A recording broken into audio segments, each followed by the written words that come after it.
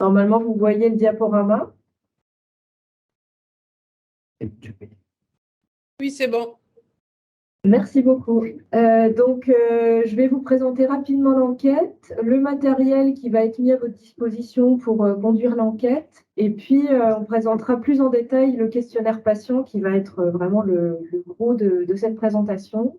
Et puis on proposera de répondre à vos questions que, comme je le disais, vous pouvez nous écrire dans le chat.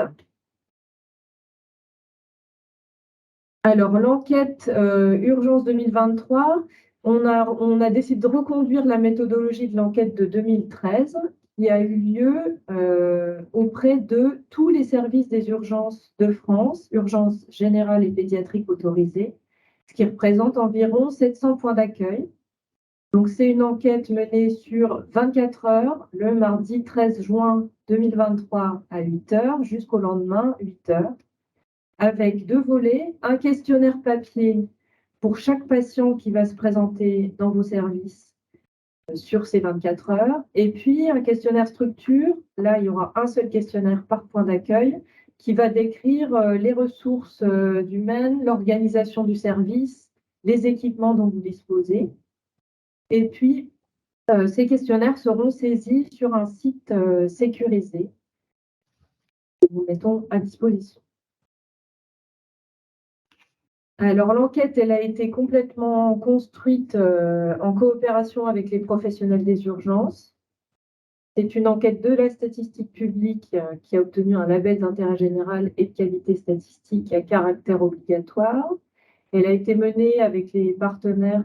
Vous pouvez voir les logos sur le diaporama. Donc, la SFMU, le GEFRUP, SAMU Urgence de France, la MUP, la FEDORU, le SNUHP, la FHF, la FHP et la FEAP.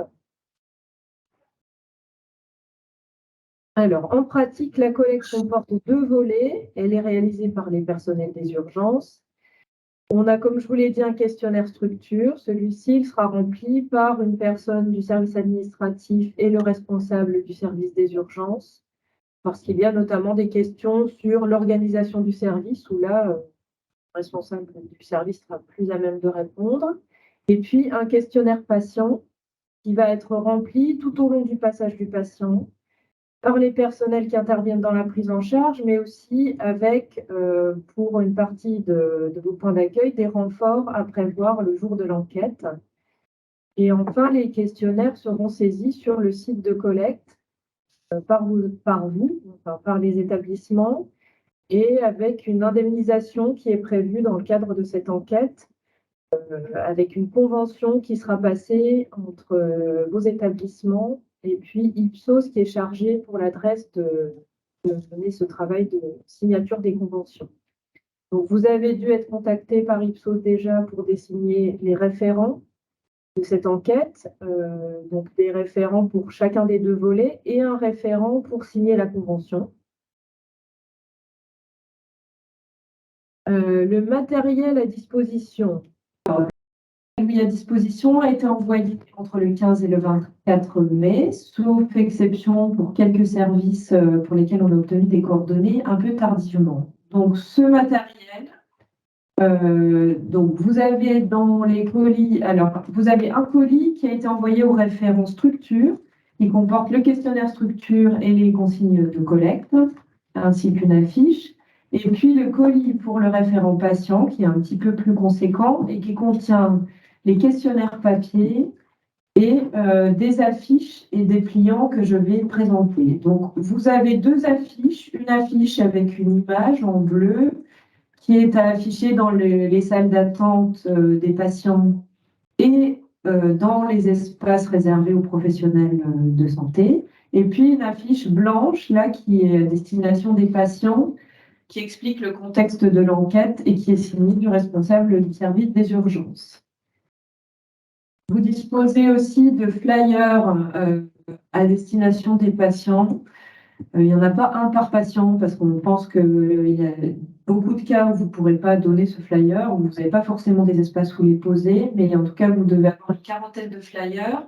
Ce flyer comporte un QR code qui renvoie vers la lettre avis officielle de l'enquête sur le site internet de l'enquête. Donc, si les patients scannent ce QR code, ils tombent sur la lettre officielle que vous pouvez voir à droite. Vous disposerez aussi d'un dépliant de présentation de l'enquête. Ce dépliant, c'est pour vous, c'est pour les personnels des urgences, c'est pas destiné aux patients. Donc, vous devez en avoir un ou deux dans le colis. Vous disposez d'informations sur l'enquête, sur le site internet de l'enquête, sur lequel vous pouvez télécharger la plupart des documents que je viens de présenter.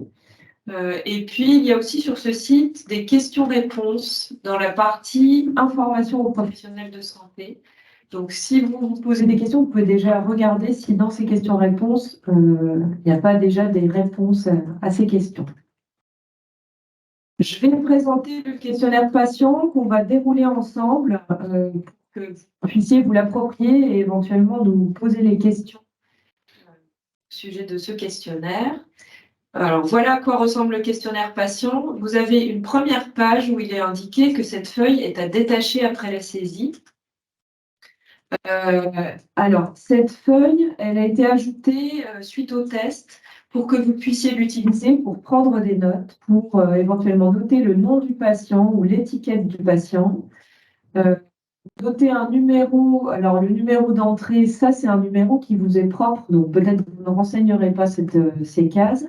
Mais c'est pour vous, si jamais votre logiciel comporte un numéro qui vous aide à suivre les patients, vous pouvez le noter sur cette page. Et pour que le questionnaire soit anonyme, dès qu'il a été saisi, vous devez détacher cette page qui peut comporter des informations nominatives. Ensuite, le questionnaire commence donc à la page suivante et à partir de cette page, il ne faut plus indiquer d'informations nominatives. Alors, le questionnaire est découpé en plusieurs parties qui suivent à peu près l'ordre chronologique d'arrivée du patient aux urgences, avec en tout premier les questions qu'il faut poser au patient, et ensuite des questions que vous pourrez compléter qui sont plus sur la prise en charge. Donc, les questions à poser au patient, elles concernent son enregistrement à l'arrivée avec quelques renseignements sociodémographiques. On vous demande aussi de lui poser des questions sur ce qu'il s'est passé avant son arrivée aux urgences. Donc, ces questions, elles sont impérativement à poser au patient. Ensuite, vous avez une partie sur le tri et la première évaluation qui est faite du patient, puis la prise en charge médico-soignante et les différents examens ou soins au cours de la prise en charge. Ensuite, vous avez une partie sur les admissions en UHCD, si le patient est admis en UHCD, sur le mode de sortie, très important, et l'aval éventuel des urgences. Donc, en cas d'hospitalisation, on a aussi quelques questions sur l'hospitalisation des patients. Et enfin, le questionnaire s'achève sur une appréciation du degré d'adéquation du recours au service des urgences. Voilà. Dans ce questionnaire, alors je vais le dérouler, donc je passe plus vite sur cette diapositive. Mais important, le questionnaire comporte plusieurs eurodatages. On vous demande de noter des heures, des dates et heures de différentes phases pour pouvoir ensuite mesurer des temps entre ces différentes étapes. Alors, il est très important de noter ces eurodatages. Certains figurent dans vos logiciels et vous pouvez les récupérer a posteriori, mais d'autres non. Donc, on vous demande de prendre connaissance de ces eurodatages et de bien vérifier qu'il faut absolument noter au cours de la prise en charge et donc au moment où se passe la prise en charge. Voilà. Alors, je vais vous projeter le questionnaire patient. On va dérouler ensemble. Alors, le questionnaire.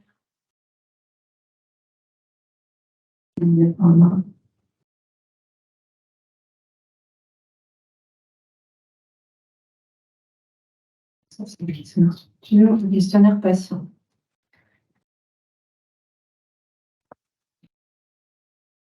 Vous voyez mon questionnaire. Ouais.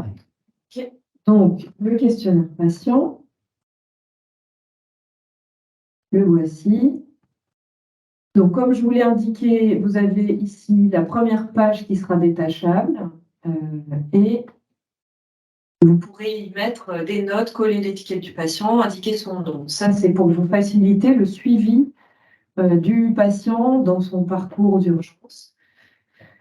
Ensuite, le questionnaire commence par cette page. L'encadré identification de la structure est pré-rempli avec les informations qui concernent votre établissement. Ici, en A6, vous avez un numéro d'ordre où c'est indiqué calculé par la plateforme de saisie. Donc, ce numéro, en fait, vous pouvez le relever. C'est même indispensable de relever ce numéro lorsque vous saisissez le questionnaire. En fait, le site vous donne un numéro pour le questionnaire que vous êtes en train de saisir. Et indiquer ce numéro ici vous permet éventuellement de revenir sur le questionnaire si vous avez oublié de saisir des choses ou si vous voulez pouvoir le compléter, si vous faites la saisie en plusieurs fois.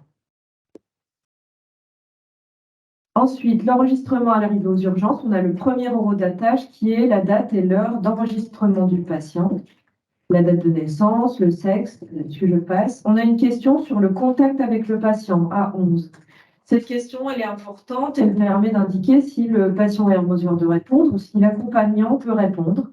Et pour le cas de patients qui ne peuvent pas être interrogés, soit parce qu'ils ne sont pas conscients, soit qu'ils ne comprennent pas le français ou sont désorientés. Et pour les patients qui refusent de répondre, on va passer un certain nombre de questions.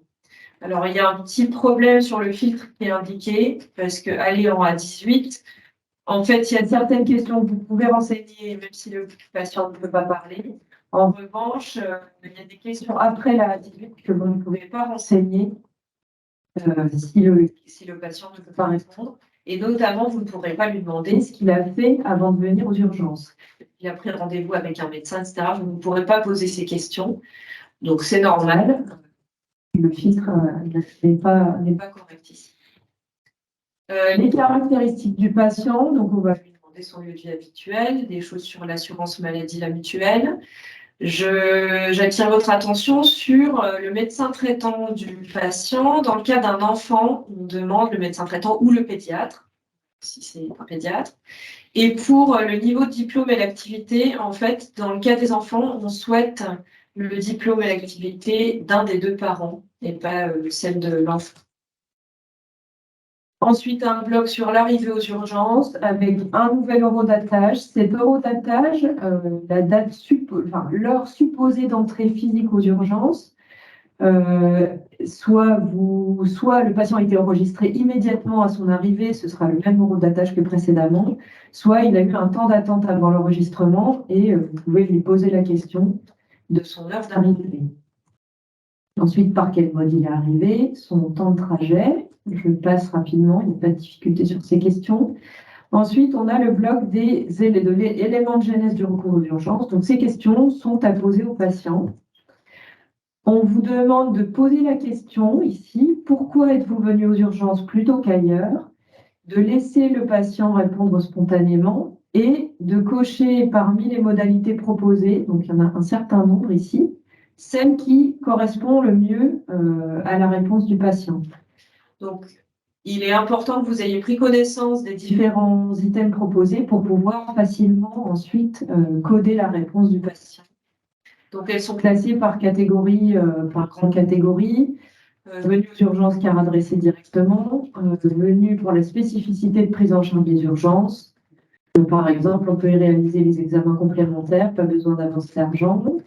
Venue aux urgences par second choix, c'est plutôt les personnes qui n'ont pas trouvé de rendez-vous. Et venue aux urgences pour gagner du temps. Ensuite, on demande qui a conseillé aux patients de se rendre aux urgences. Avec aussi là un certain nombre d'items. Prendre connaissance. Ça peut être aussi des proches, c'est pas seulement des professionnels de santé. Durant les dernières 24 heures, le patient a-t-il essayé de prendre contact avec quelqu'un pour le problème de santé qui l'a conduit aux urgences? Donc, si oui, on demande de préciser qui le patient a contacté et de quelle manière. Donc, on a ici le médecin traitant, un autre médecin, le SAMU, les pompiers, un pharmacien, un autre professionnel de santé, et quelles démarches ont été faites. Si il s'agissait d'appels téléphoniques, on demande si le patient a pu parler à quelqu'un, quel conseil lui a été donné. Voilà, on a une question sur le temps d'attente. Est-ce que le patient ou ses accompagnants ont été informés du temps d'attente? Donc ça, c'est une question à poser aussi aux patients. On passe ensuite au tri. Donc là, le tri, ce n'est pas des questions qu'on pose aux patients. Là, maintenant, c'est des questions qui sont à renseigner par le personnel médico-soignant avec un horodatage de l'heure du tri, un motif de recours à l'entrée où on fournit une nomenclature que vous n'avez pas encore reçue mais qui va vous être envoyée avec les identifiants mots de passe de connexion au site de collecte. Donc, les motifs de recours, on vous donne un thésaurus de motifs de recours. Vous n'avez pas besoin de mettre le code sur le questionnaire papier au cours du remplissage, au cours du passage du patient, puisque le site de collecte vous permettra de chercher le libellé et d'avoir le code correspondant automatiquement. Voilà. Ensuite, on demande les circonstances du motif. Pareil, vous allez avoir une petite nomenclature pour ça. Et puis, on demande le niveau de tri attribué aux patients sur l'échelle de tri qui est utilisée dans le service. Vous utilisez souvent des échelles différentes d'un service à l'autre. Donc, le questionnaire structure vous demande de signaler quelle échelle de tri vous utilisez dans le service, ce qui nous permettra ensuite d'utiliser ici ce que vous avez renseigné dans le questionnaire patient. Voilà. Ensuite, on a à la fin la décision d'orientation suite au tri, avec des orientations qui peuvent être salle d'attente, box de consultation, attente. Et ici, l'item 5, c'est un item qui sert pour les cas de réorientation vers une autre offre de soins. Donc, dans ce cas, pour les patients qui sont réorientés suite au tri, on ne remplit pas le questionnaire, on va directement à la dernière question sur l'adéquation du recours aux urgences. Ensuite, on passe à la prise en charge médico-soignante après le tri, avec 2 horodatage, un horodatage du début de prise en charge médico-soignante et le deuxième qui est l'horodatage du premier contact avec un médecin. Ça peut coïncider si le patient voit tout de suite un médecin, mais en général, il y a d'abord le tri qui peut, et il peut y avoir une infirmière qui voit le patient et le médecin va arriver plus tard. Donc, on veut distinguer ces deux horodatage. Ensuite, il y a des questions sur des examens, la prescription de médicaments. Je passe rapidement. Ensuite, on a l'admission éventuelle en UHCD. Attention, quand on dit admission en UHCD, on inclut aussi les enregistrements administratifs en UHCD, même si le patient n'a pas de lit UHCD. Donc, pensez-y, si vous mettez administrativement un patient en UHCD, vous pouvez le mettre. Et donc, dans le motif de l'admission en UHCD, on vous demande de renseigner s'il s'agit d'un patient pour lequel on veut faire des examens complémentaires ou s'il s'agit de patients en attente de lit, par exemple. Un bloc important, c'est la sortie et l'aval des urgences, l'horodatage de la sortie et surtout, quel est le mode de sortie du patient. Donc, on a ici les modes de sortie de retour, soit à domicile, soit dans l'établissement d'origine. Et puis, les modes de sortie, hospitalisation dans l'établissement ailleurs. Et puis, les décès, sortie contrat médical et partie sans attente. Le diagnostic à la sortie. Donc là aussi, vous n'allez pas le remplir, vous n'allez pas forcément remplir le code SIM pour le questionnaire papier, mais le logiciel vous permettra de rechercher un diagnostic et le code SIM sera mis automatiquement. Donc, vous pouvez inscrire sur le questionnaire papier le libellé de ce diagnostic et des éventuels diagnostics associés. Et c'est lors de la saisie que vous aurez une aide pour coder en SIM 10 ce diagnostic. Ensuite, on a une petite question là sur l'éventuelle expression de violence. On a pour l'hospitalisation, à nouveau des horodatage. Alors, on a un horodatage de la dateur de décision d'hospitalisation et puis dateur d'obtention d'une place d'hospitalisation. On ne parle pas du HCD là, mais on parle de l'hospitalisation après, en dehors du service des urgences. Il peut y avoir un délai, parfois long, entre le moment où vous décidez d'hospitaliser un patient et le moment où vous obtenez une place. Ensuite, on vous demande si vous avez dû appeler plusieurs services pour hospitaliser le patient. Voilà. Et enfin, la dernière question sur l'appréciation du degré d'adéquation du recours au service des urgences, qui est à renseigner par, si possible, le médecin qui a pris en charge le patient et au moment de la fonction de la personne qui a répondu à cette question. Voilà, j'ai fait le tour du questionnaire patient. Je vais revenir au diaporama pour un petit point sur le questionnaire structure. Alors, le questionnaire structure, il y a un questionnaire structure par point d'accueil. Donc ça, j'ai oublié de le repréciser, mais normalement, vous êtes déjà au courant. Si vous avez dans votre établissement un point d'accueil adulte et un point d'accueil pédiatrique séparé, vous avez vous avez deux enquêtes. Vous avez un questionnaire structure pour le point d'accueil adulte et un pour le point d'accueil pédiatrique. Donc, le questionnaire structure, vous avez reçu aussi des consignes de remplissage. Tout est téléchargeable sur le site de l'enquête si jamais vous avez besoin de plusieurs exemplaires.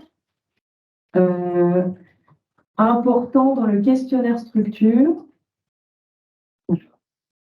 au début du questionnaire, vous avez des questions qu'il faut absolument renseigner le jour de l'enquête et à différentes heures des 24 heures. Donc, il s'agit de pointer des patients et les personnels présents.